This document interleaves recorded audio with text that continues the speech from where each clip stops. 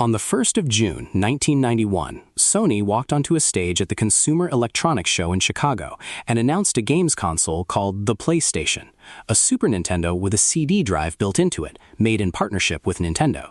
The next morning, on the same show floor, Nintendo took a microphone and announced it was dropping Sony and building the machine with Philips instead. The partnership Sony had unveiled the day before was dead inside 24 hours. Sony built somewhere between 200 and 300 of those consoles anyway, and one of them ended up in an attic in Pennsylvania, inside a box of junk a maintenance man had bought for $75.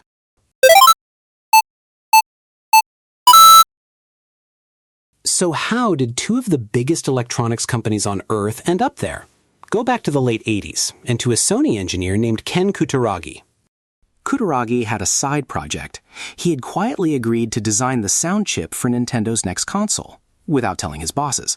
When Sony's executives found out one of their engineers was moonlighting for a games company, they were furious. He nearly lost his job. The only reason he did not is that Sony's president, Norio Oga, liked the idea and told everyone to leave him alone. The chip worked. The Super Nintendo would sound like nothing else on the market. And before that console even reached a shelf, Kutaragi spent the goodwill on something much bigger. By the end of 1988, a CD drive for the Super Nintendo, plus a Sony-branded machine that played cartridges and a new disc format called the Super Disc. Nintendo signed. Here is the part that mattered. Under that contract, Sony would own the Super Disc format. Sony would license the disc games itself. No royalty to Nintendo, no approval from Nintendo. Sony said it was only interested in the boring stuff, encyclopedias, karaoke, reference discs. That promise was not in the contract. Eventually, Nintendo's president, Hiroshi Yamauchi, read the thing properly, and he saw a company that had spent a decade controlling every cartridge and every dollar in its own ecosystem, quietly handing the keys to the next format to somebody else. He did not renegotiate. In May 1991, he sent Nintendo of America's Minoru Arakawa and Howard Lincoln to the Netherlands to sign a rival deal with Philips, in secret. Weeks before Sony was due to announce the partnership at the biggest trade show of the year. So, Chicago, the 1st of June, Sony's press conference. Kutaragi's machine in public at last. Cartridges and compact discs in one box. The future of gaming. Brought to you by the two most powerful companies in the business. The next morning, at the same show, Nintendo's Howard Lincoln steps up and announces that Nintendo's CD future is with Philips, not Sony. Philips, the company that had co-invented the compact disc with Sony, and its closest rival ever since. It remains, comfortably, the most public dumping in the history of the industry. Here is the version of that story you have probably heard, that Sony found out live, in the room, with the press watching. It is a great story. It does not quite survive the paper trail. 2 days earlier, on the 31st of May, the Seattle Times had already run a piece headlined, "Nintendo Philips Join in Games on CD," quoting a Nintendo spokesman. It was out. Later reporting on that week concluded Sony's executives had known for roughly 48 hours. Which makes it worse, not better.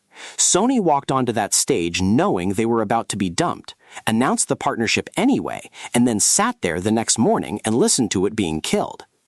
Inside Sony, the first instinct was lawyers, but at a meeting about suing Nintendo, Oga reportedly said something else entirely. "We will never withdraw from this business. Keep going." And the man he put on it was Kutaragi, the engineer Sony had nearly fired for helping Nintendo in the first place.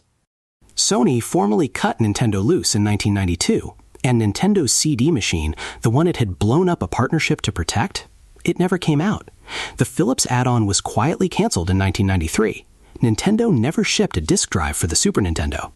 What Nintendo did get was a licensing clause. Philips was allowed to put Nintendo characters on its own console, the CDI. That produced 3 Legend of Zelda games and a Mario game called Hotel Mario, still widely considered the worst things ever to carry those names. That is the entire yield of the deal Nintendo torched Sony for. The PlayStation launched in Japan on the 3rd of December 1994. No Nintendo logo, no space in the name. 100,000 units sold on day one. Nintendo's answer, the Nintendo 64, arrived a year and a half later, still on cartridges, because cartridges were the format Nintendo controlled. It was a good console. It was not close.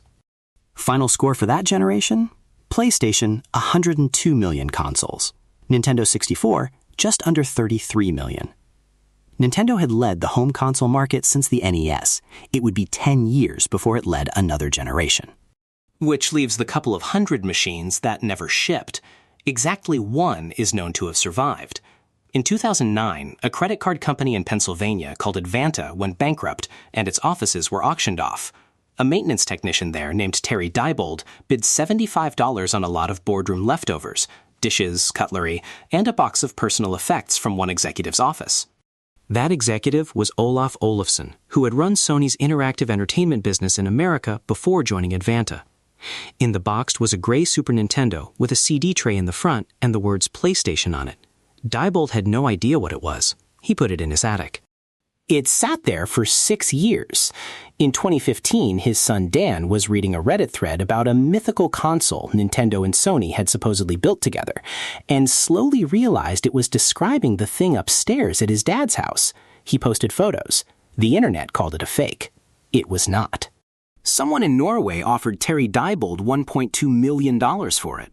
He turned it down. His reasoning is the least glamorous sentence in this story.